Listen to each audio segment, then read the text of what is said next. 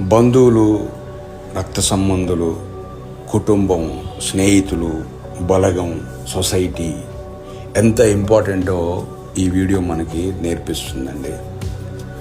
First time ఎగురుతూ ఉంది పక్షి, తన తల్లి దాన్ని ఫాలో అవుతూ ఉంది.